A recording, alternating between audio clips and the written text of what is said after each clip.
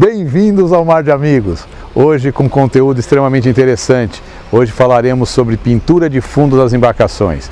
Assista até o final e não se esqueça de curtir e apresentar suas sugestões. Vem conosco!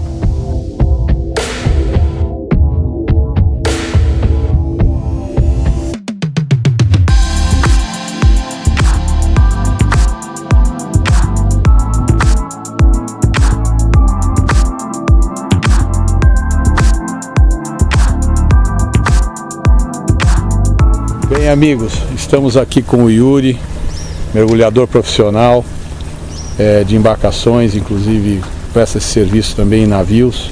Eu gostaria que ele falasse um pouco sobre exatamente essa questão do mergulho que ele faz, o que acarreta esse tipo de trabalho que ele propõe a fazer nas embarcações que ficam constantemente na água. É isso, Yuri? É isso. Bom, boa tarde. Será feita uma inspeção subaquática nessa embarcação para verificar se há uma sujeira, né? Seja ela limo, craca, uma sujeira que ela cresce de acordo com o tempo da embarcação parada. A embarcação em movimento ela suja menos do que a embarcação parada.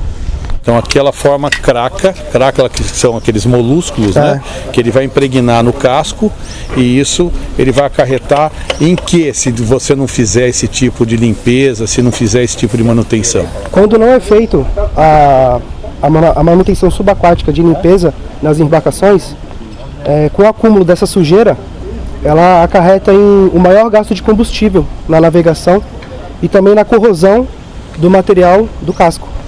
E aí também, ou seja, aumento de consumo. Aumenta o gasto quando você for docar essa lancha em um determinado tempo. Tá, mas ela vai arrastar mais, né? Ou seja, vai desenvolver menos velocidade e vai aumentar o consumo.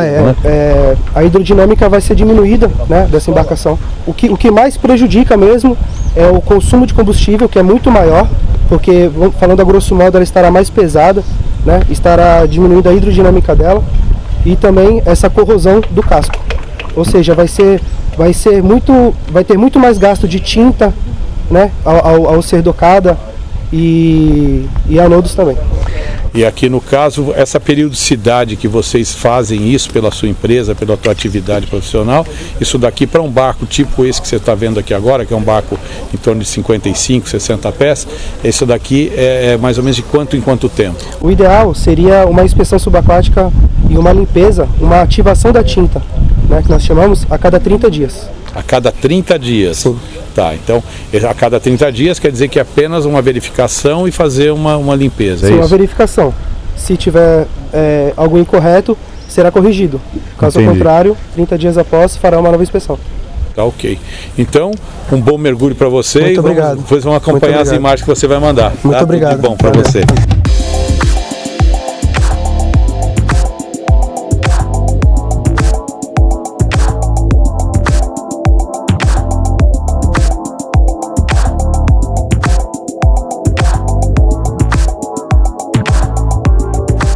Amigos, estamos aqui com o Ribeiro, que é da empresa de estética naval. É isso, Ribeiro? Certo. Especialista exatamente nessa parte de pintura, na parte de manutenção, que deve ser feita com as embarcações, tanto para seco como na água.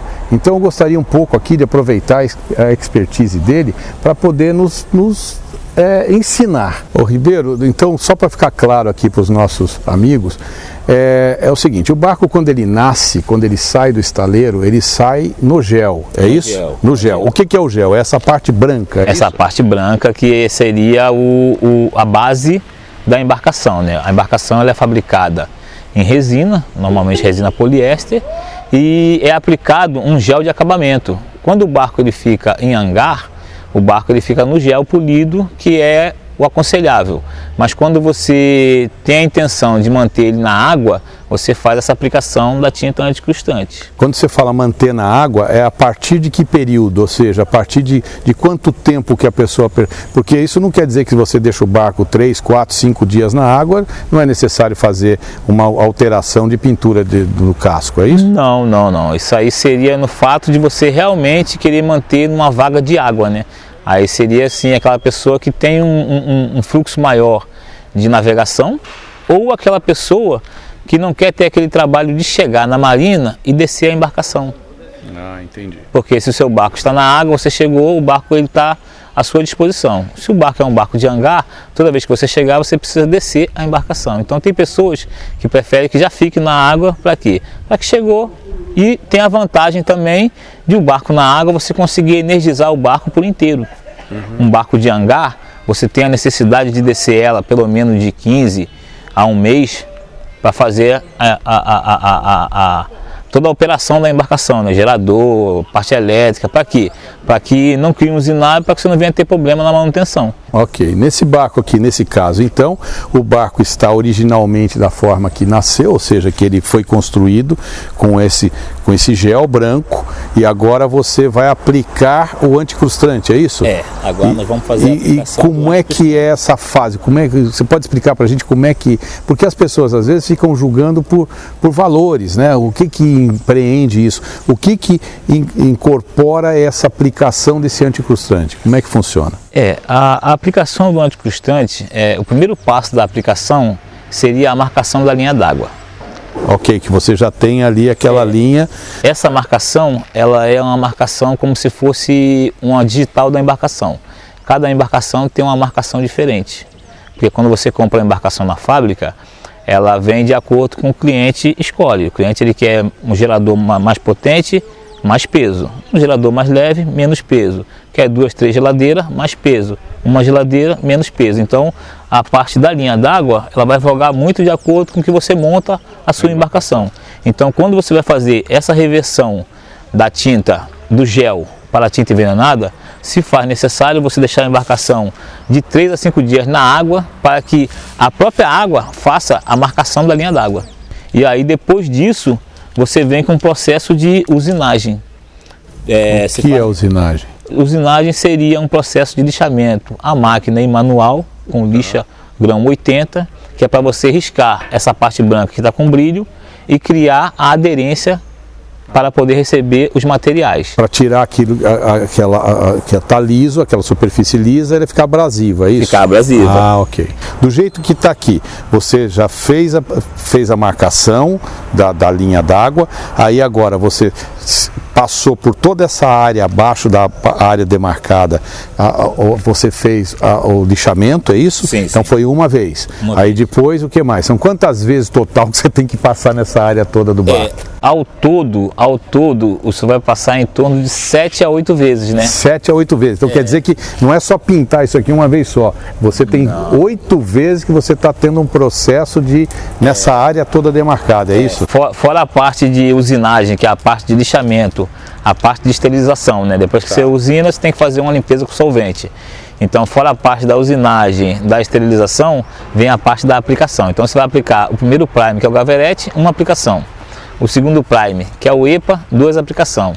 A mão de tinta, que vai ser a mão de ancoragem. E depois você tem mais 3 demão. Então, só da parte manual ou mecânica, né? Porque também temos tintas também mecânicas.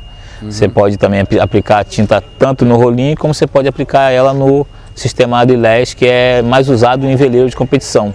Tá. Porque ela fica mais fina e te dá uma melhor performance. Melhor performance. Então não seria só o fator de aplicar, seria todo o processo até chegar à aplicação final, né? Uma aplicação dessa dura em torno de 7 a 10 dias.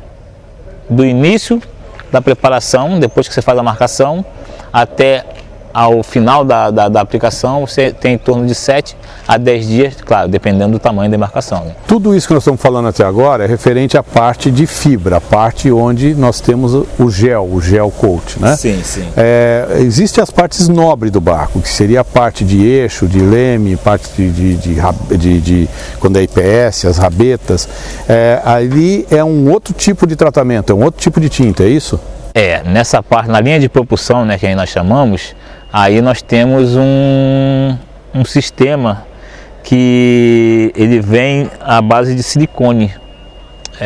Se eu não me engano, ele veio da Nova Zelândia e hoje tem outras marcas no mercado, né? A gente tem um leque de opções, né, que te permite você aplicar um primer próprio para o metal, né, que faz a aplicação é basicamente a mesma. Você vai para metal. Só que você vai correr a lixa para poder abrir o perfil, para criar a aderência. Você cria um primer, aplica um primer próprio para o metal e tem um silicone que você aplica. Esse material ele também tem a mesma durabilidade do fundo. Então, quando você fizer a renovação do fundo, você vai fazer a renovação. Esse aqui, no caso, vai receber. Eu fiz esse questionamento porque a gente vê em alguns casos que tem erros grosseiros, né? Que são, por exemplo, contrata alguém para executar esse trabalho e a pessoa pinta com a própria tinta do gel, pinta as partes nobres, né? Isso aí não pode acontecer, pode? Não pode, você não pode pegar uma tinta envenenada e passar por cima do hélice, por cima de partes nobres, que são parte metálica, é isso? O que vai acontecer é que você vai perder o atrito da água com o sistema de propulsão, automaticamente você vai perder velocidade e vai te causar algum dano na manutenção da embarcação, né? Porque, tipo assim, o motor que era para trabalhar solto, ele vai ficar trabalhar forçado, né? Porque aquele material não é para isso. Tipo assim, esse material que é usado para a linha de propulsão é um material que ele tira o atrito da água com o sistema de propulsão. Então o barco se desloca com mais facilidade. Porque no fundo todo barco que for para permanecer um tempo maior na água do que no seco, recomenda-se então que tenha esse anticrustante, é isso? Sim. Então esse anticrustante você com certeza vai apresentar para o interessado uma linha ampla que existem diversas marcas e enfim com características diferentes, é isso? Sim. Aí o que acontece? Quando o cliente te procura para poder fazer a aplicação, é legal você ter um entendimento do ambiente onde a embarcação vai ficar, né? Então, tipo assim, tem ambientes que você precisa de uma tinta mais macia, tem ambientes que você precisa de uma tinta mais densa, tem ambientes que você precisa de uma tinta com mais durabilidade, devido à quentura do ambiente, a vida marinha. Tudo isso conta muito quando você vai escolher o tipo de tinta que vai ser usado na embarcação. Muitas vezes o cliente ele não vem até o prestador de serviço e procura ter esse entendimento, o que causa uma frustração, porque de repente ele vai ter um ambiente que é mais quente e ele usou uma tinta que era para um ambiente frio. Isso então você está falando que exatamente cada fabricante desses tipos de tintas, de material, eles devem dar uma garantia do próprio material, desde que seja aplicado por um profissional como você, é isso? Sim. Tá? Porque se fala que ela tem uma duração de até 10 anos, mas desde que tenha um profissional que aplicou da forma correta, porque senão pega aqui um curioso, pega um cidadão ali, põe um negócio, ele não vai ter o mesmo efeito que se fosse aplicado por alguém que é especializado nisso, não é isso? Sim, essa parte aí é a parte que nós estávamos falando no início, né? É a parte dos processos que são feitos, né? Muitas das vezes a pessoa ela entende que chega ali, ele vai lixar, ele vai aplicar o primer de aderência. Esse primer ele vai aplicar outra mão amanhã, então tipo assim, ele já pulou um processo. Ok. Então daqui a um ano ele sobe, a tinta dele está desplacando. Aí ele vai acionar o fabricante vai dizer para ele, cadê o laudo da tinta? Quando você faz esse tipo de processo, você monta um laudo, desde da compra dos galões, até a temperatura que vai ser aplicado, até o micro, que é o medidor de película úmida. Você tem um medidor de película úmida que você vai aplicando as demãos e você vai ter a quantidade de umidade de tinta que vai ficar no casco. Então o fabricante te dá uma certa umidade necessária. Se eu não me engano, são 175 micro por demão. Então, o que acontece? Quando você vai até o seu fornecedor, ele vai dizer para você, essa embarcação 64, você tem que gastar em torno de 12 galão. Então, se você chega ali, vou economizar no galão e vou botar 6 galão, isso vai te dar um problema futuro.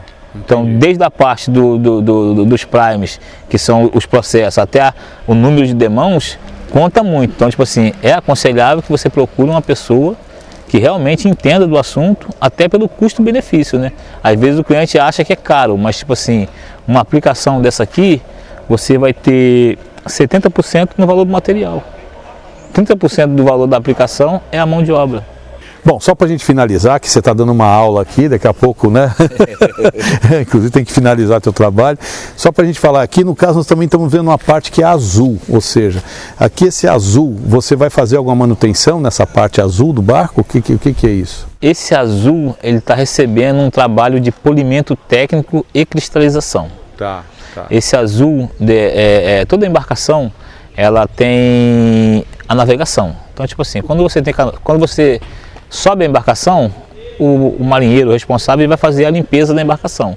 Naquele momento, ele consegue tirar todo o salitro do mar.